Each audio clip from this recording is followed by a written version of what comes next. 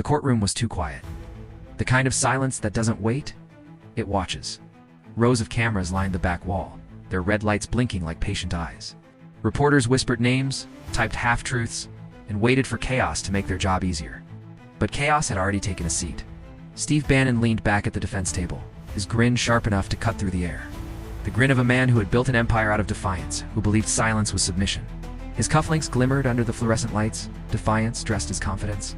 He tapped his pen, slow, deliberate, daring anyone to look him in the eye for too long. Across from him, Jasmine Crockett stood. She didn't move at first. She simply breathed.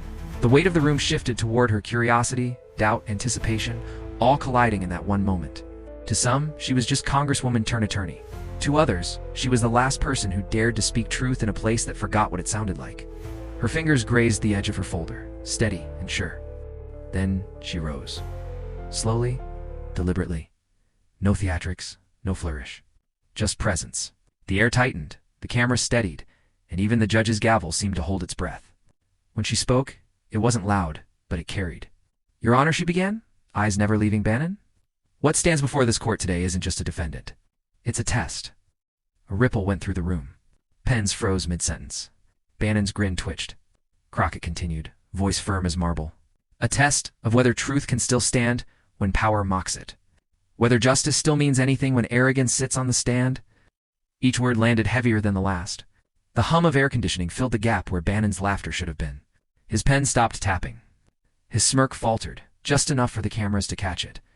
She looked around the room, letting silence become her ally. And if silence is what he thinks victory sounds like? She paused. The line hung there electric. Then let him have it. No one spoke. No one dared. The silence she summoned wasn't fear, it was authority. But what Bannon didn't know was that the silence he laughed at would soon become the sound of his own unraveling. Outside the courthouse, the city pulsed like a live wire. Satellite trucks crowded the sidewalks, reporters jostled for position, and camera lenses glittered in the morning haze. Every network had a narrative locked and loaded before a single word had been spoken inside.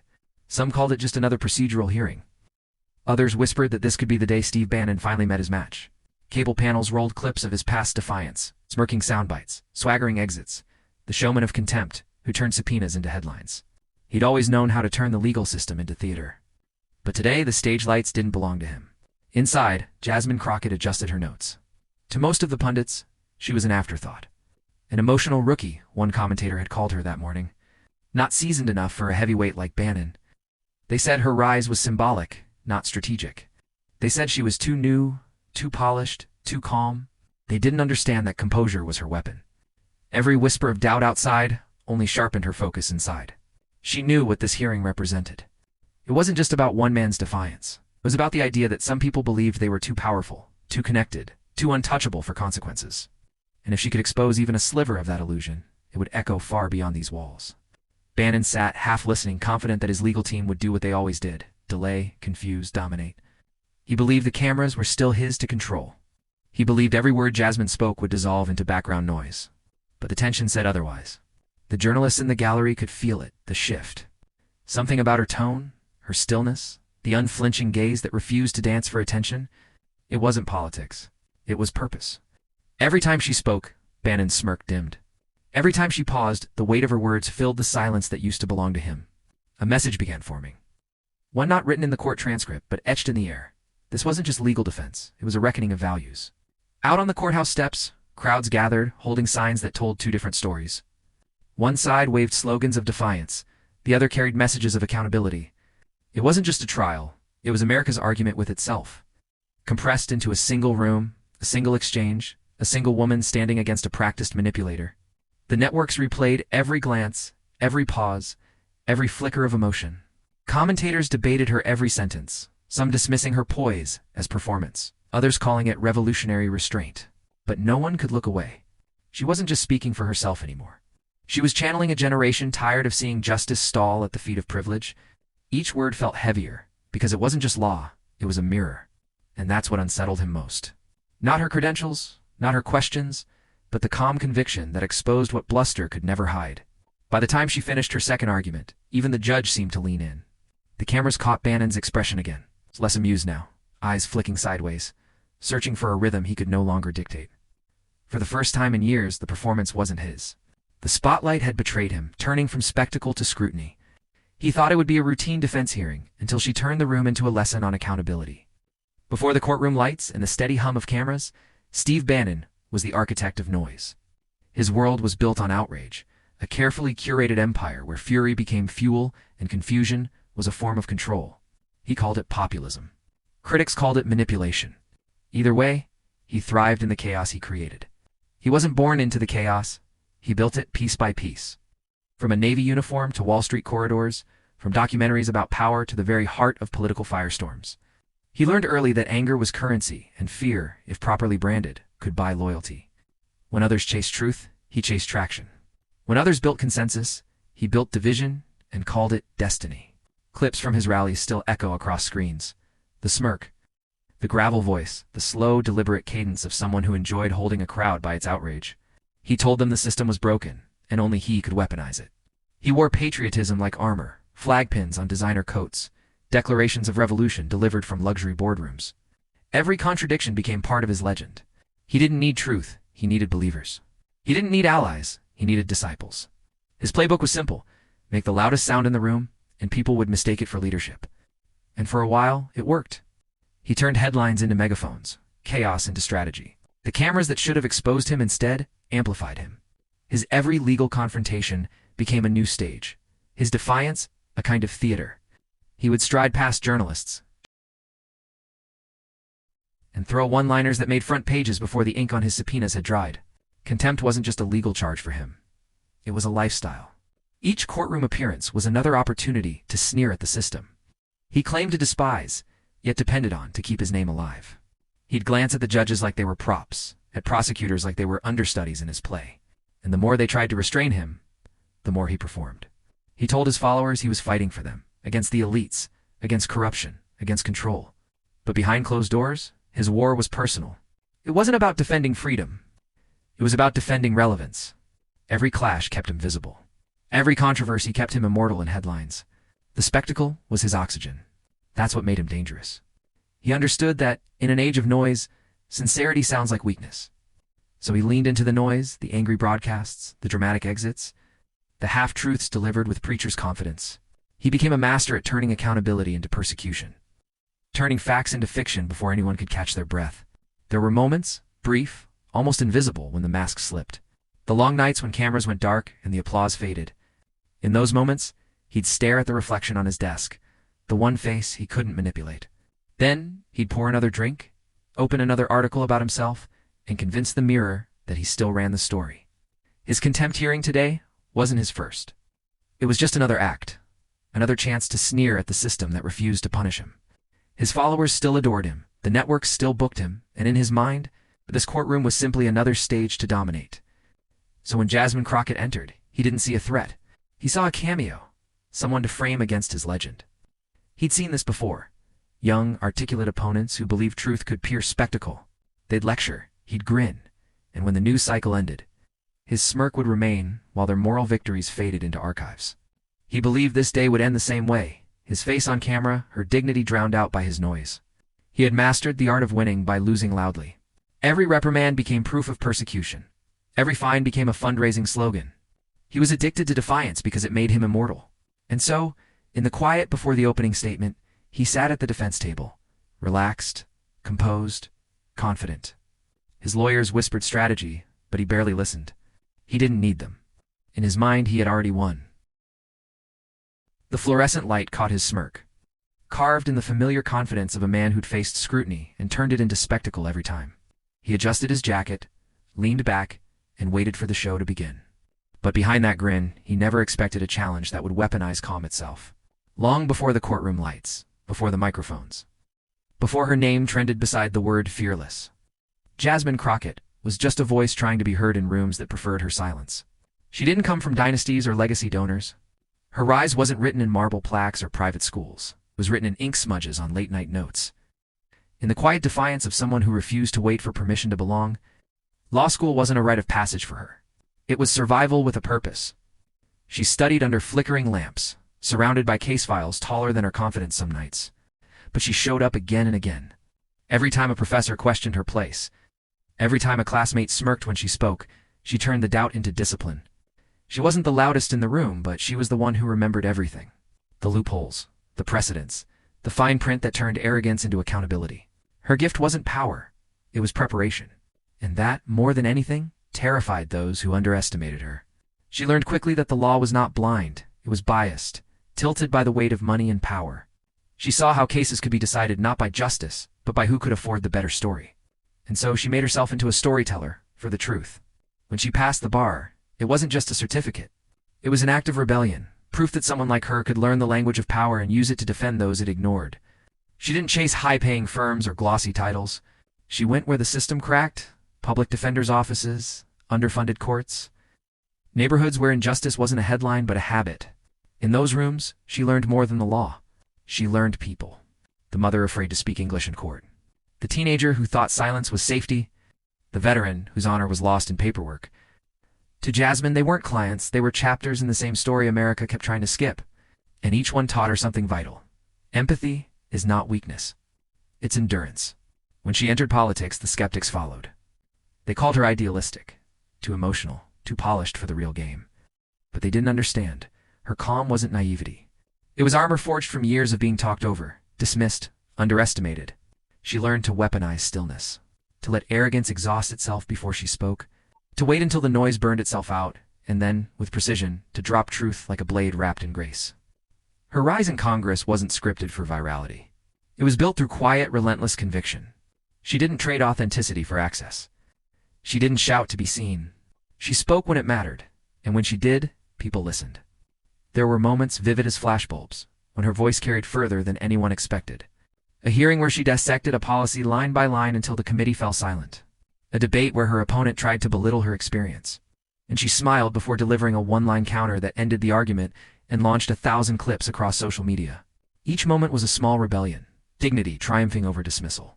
Yet behind that composure lived a woman who knew exhaustion too well. The toll of being the example. The burden of having to be perfect just to be treated as competent. The late nights rereading speeches, the silent tears after hearings where truth felt like it had to fight for air. But she kept going. Not because she loved the fight, but because she couldn't walk away from it. Her grandmother used to tell her, "Baby, if the room wasn't built for you, build your own table and bring a chair for someone else." That became her mantra. Every hearing, every headline, every confrontation, it wasn't about ego. It was about space. The kind that once didn't exist for her. And so, when her name was listed against Steve Bannon's, in a legal hearing that would stream to millions, she didn't see fame.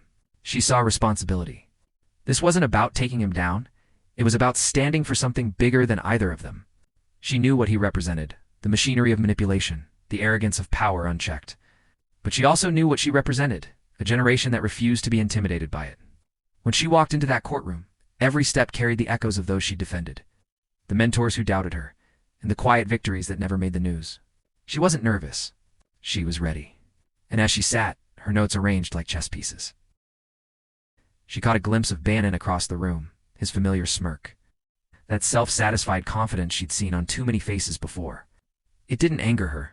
It reminded her why she was there. Because arrogance had always mistaken her silence for submission, and that mistake had always been its undoing. She straightened her blazer, her expression unbothered but resolute. The judge called for order. Reporters shifted in their seats. Somewhere a flashbulb popped. The world outside had no idea what was coming. And on this day, all that preparation, every fight she endured, would meet its defining test. The courtroom had changed. What started as a procedural hearing now pulsed with tension, the kind that lives in the air before a storm. Every eye tracked Jasmine Crockett and Steve Bannon like a duel that had outgrown its script. Bannon's lawyers led the first strike. They didn't shout, they smirked. Their questions came laced with dismissal, their tones dipped in practiced condescension. "Counselor," one of them began, his voice dripping with mock courtesy. "Perhaps you're unfamiliar with the procedural timeline." "I'm not," Jasmine cut in. Steady, calm, eyes locked on the table in front of her. No raised voice, no visible irritation. Just control. The lawyer chuckled, the kind of sound designed to provoke. "Then you'll agree that your interpretation here is emotionally driven rather than legally sound." The room shifted. Reporters leaned forward. Even the stenographer paused. Jasmine looked up. One heartbeat. Two. "The only emotion here," she said softly, "is the frustration of having to remind grown men that facts aren't feelings." A few suppressed gasps rippled through the gallery. The lawyer's grin faltered, and Bannon's eyes flicked toward her, half amused, half irritated. He leaned toward his team, whispering something, and the second lawyer stepped in. Louder, sharper. They doubled their attack, interrupting, nitpicking, stacking legal jargon like a wall meant to confuse. Each interruption came with a smirk, a sideways glance meant to remind her she wasn't supposed to belong here. But Jasmine didn't raise her voice. She didn't bite. She waited. Every time they spoke over her, she let them finish, then dismantled their arguments with surgical precision. One clause at a time, one citation after another. The judge, who had remained quiet through the morning, finally looked up from his notes. There was something different in his expression now, curiosity replacing boredom. He was watching the balance shift. Bannon, however, didn't notice. He was too busy performing for the cameras, his chin tilted upward, his smirk stretching wider with every exchange.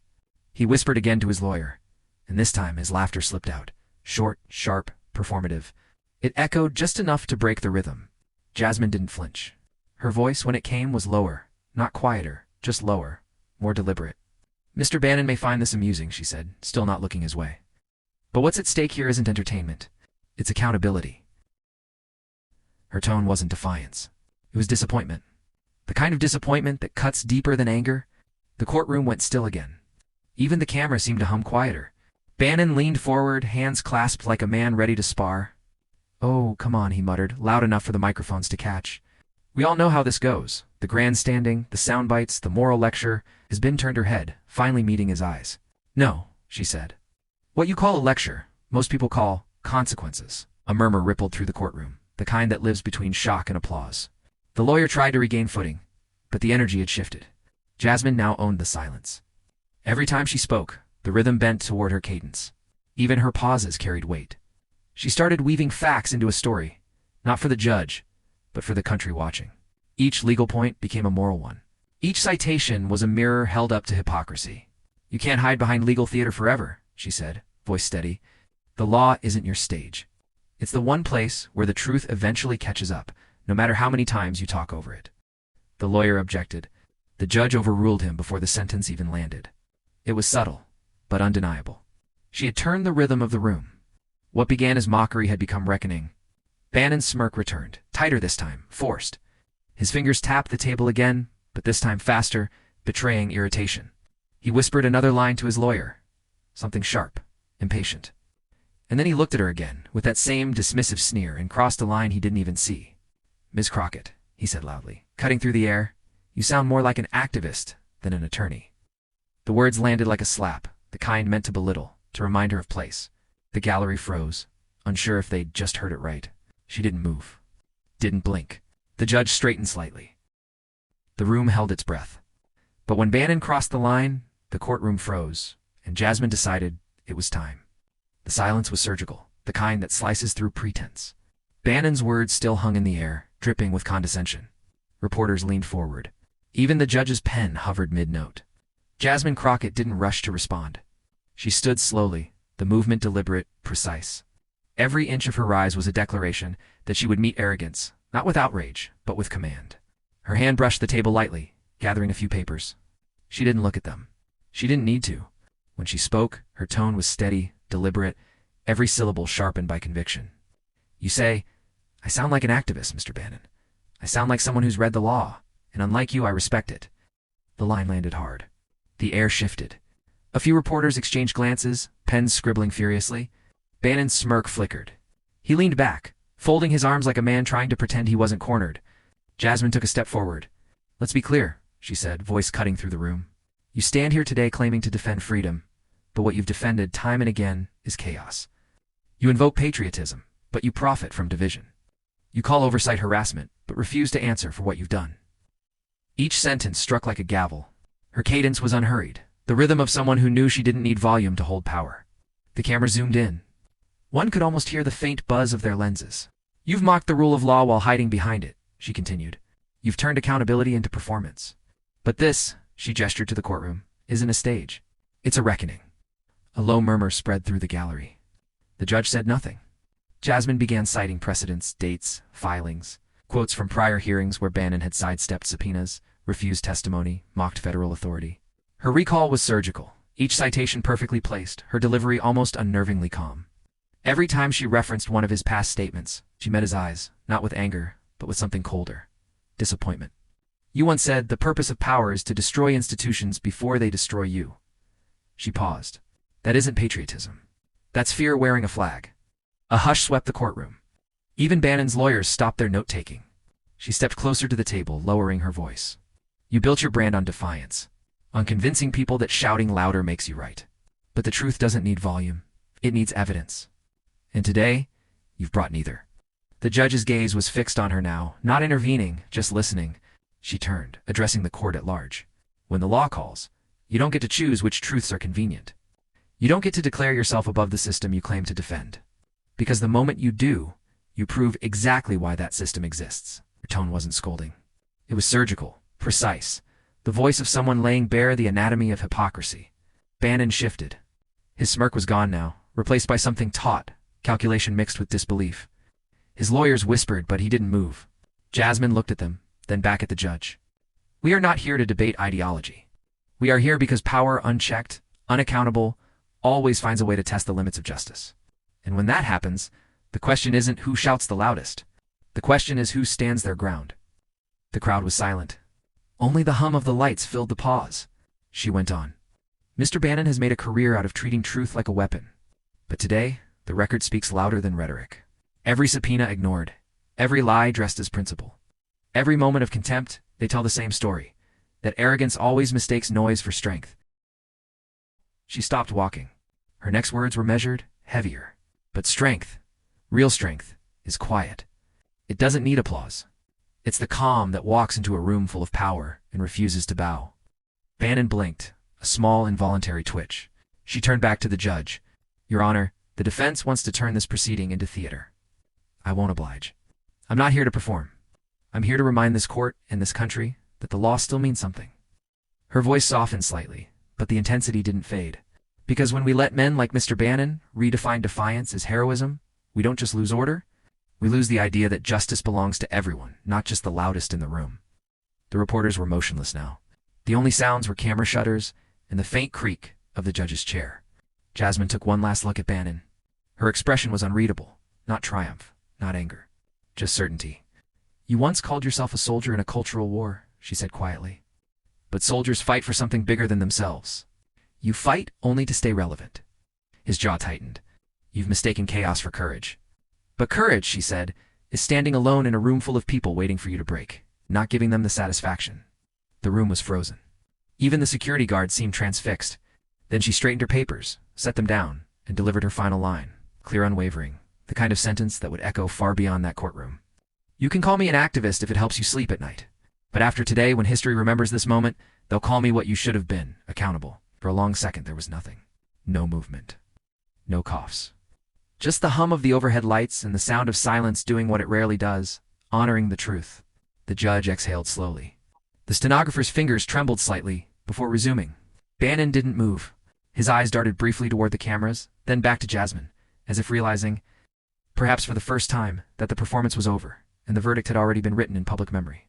Jasmine stepped back from the table. Not a word more. And as her words hung in the air, no one dared breathe. But the aftermath would be even louder. The gavel hadn't even fallen before the first clips hit the internet. Someone in the gallery had been live streaming. Shaky phone angle capturing Jasmine Crockett's voice cutting through the courtroom air like lightning. Within minutes, that clip was everywhere. Hashtag Crockett vs. Bannon. Hashtag silence in the hall. Hashtag truth in action. 3 hashtags. 3 words that turned a courtroom confrontation into a national reckoning. By the time the judge adjourned, millions had already seen it. The video spread through social media like an electric current. Clipped, remixed, subtitled, turned into sound bites and reaction edits. On TikTok, creators stitched her final line with slow-motion edits and swelling music. On Twitter, journalists quoted her phrases verbatim, "You've mistaken chaos for courage." Even those who didn't follow politics paused to listen. It wasn't just another viral moment. It was emotional gravity, pulling in everyone who'd ever been talked over, dismissed, underestimated. Cable news lit up within the hour. On MSNBC, a commentator called it a surgical takedown of arrogance. On CNN, a legal analyst replayed the footage frame by frame, pointing out how her tone never wavered, how every pause built power. Even late-night hosts couldn't resist, one joked. Bannon thought he was on trial for contempt of Congress. Turns out, he was on trial for underestimating Jasmine Crockett. But the most striking reaction came from silence. No tweets, no statements, no spin from Bannon's usual circle. The podcasters who once rushed to defend him were unusually restrained. Some muttered about optics, others said nothing at all. The contrast was stark. While they scrambled to contain the narrative, Crockett supporters didn't need to say much. The moment spoke for itself. Clips of her standing firm, unshaken, eloquent, absolute, were replayed on morning shows across the nation. Commentators called it the stillness that broke the storm. In classrooms, professors discussed it as a study in rhetorical control. In coffee shops, people replayed it not for the politics, but for the pride. Under one viral post, a young law student wrote, "I didn't even know who Jasmine Crockett was yesterday. Now I'm rethinking everything I thought power looked like." Another user added, "She didn't just win an argument. She reclaimed the tone of justice." The ripple grew global. Across time zones, news tickers in London, Toronto, and Nairobi ran her name. International journalists described her as the voice that silenced an empire of noise. And yet Jasmine herself didn't post a word. No statement. No follow-up interview. Her silence only amplified the resonance. It wasn't the silence of retreat, it was the silence of finality. Meanwhile, within political circles, the effect was seismic. Lawmakers who had once overlooked her began to mention her name in committee rooms. Columnists described her as the composure Washington didn't see coming. Behind closed doors, aides two powerful figures whispered about what her performance meant. She didn't just dismantle Bannon, one insider reportedly said. She rewrote how accountability looks on camera. Late that night, a montage aired across cable news. Her voice replayed over headlines, scrolling in real time. Crockett dominates courtroom. Bannon silenced, a moment of modern civics. Then came the interviews. Not with Jasmine, but with the people she inspired. A single mother in Houston talking about her daughter watching the clip. A first-year law student from Detroit saying, "That's how you fight back, not by shouting, but by standing taller." By dawn, her face had become a symbol, not of celebrity, but of principle. The kind of principle that cuts through cynicism. Even the opposition couldn't agree on how to handle it. Some dismissed it as theater. Others begrudgingly admitted she had commanded the room. But the truth was undeniable. For one brief, electric day, the moral center of American discourse had shifted. Not through chaos, but through composure. As the weekend rolled in, a new mural appeared overnight in Dallas. Jasmine Crockett's silhouette against a crimson backdrop, her hand raised mid-sentence. Below it, one phrase was stenciled in bold white letters. "Calm is not weakness." People took selfies beside it. Someone played audio of her final line through a portable speaker. The crowd clapped, not for fame, but for the feeling of being seen in her strength. Meanwhile, Bannon emerged briefly outside the courthouse, cameras flashing. He tried a quip, something about media witch hunts, but his voice cracked halfway through. The crowd didn't boo. They didn't cheer. They just watched, unblinking. For the first time, the man who built his legacy on noise found himself outmatched by silence. And somewhere in that hush, between the echo of her words and the roar of a nation rediscovering its conscience, something larger was happening. Jasmine Crockett hadn't just defended herself in that courtroom. She'd reframed the meaning of defiance itself. But what made this moment unforgettable wasn't just what she said. It was what she stood for. When the lights in the courtroom dimmed and the crowd thinned to whispers, Jasmine Crockett remained seated for a moment longer. The adrenaline had passed, replaced by stillness. The kind that settles after a storm when even the air feels like it's listening. She didn't smile. She didn't exhale in victory. She simply gathered her papers with the same deliberate grace she had shown all day. Around her, clerks resumed their chatter, cameras packed up, and the echo of footsteps filled the marble hallways. Yet something lingered, invisible, undeniable. The energy had shifted. This wasn't the same room that had started the morning cloaked in tension and spectacle. Somewhere between Bannon's smirk and her final line, the entire atmosphere had recalibrated. Respect had returned to a space that had long been weaponized by noise. As she stepped out into the hallway, a young reporter, barely out of college, stopped her. The question was simple, almost naive. "Congresswoman, how did you stay so calm through all that?" Jasmine paused, looked at the reporter and smiled faintly. "Because the truth doesn't need to shout," she said. "It just needs to stand its ground." It was the kind of line she hadn't planned, but meant every word of. That night, pundits would call her performance strategic, poised, masterful. But in her heart, she knew it wasn't strategy. It was survival. The same composure that people now called discipline had once been necessity.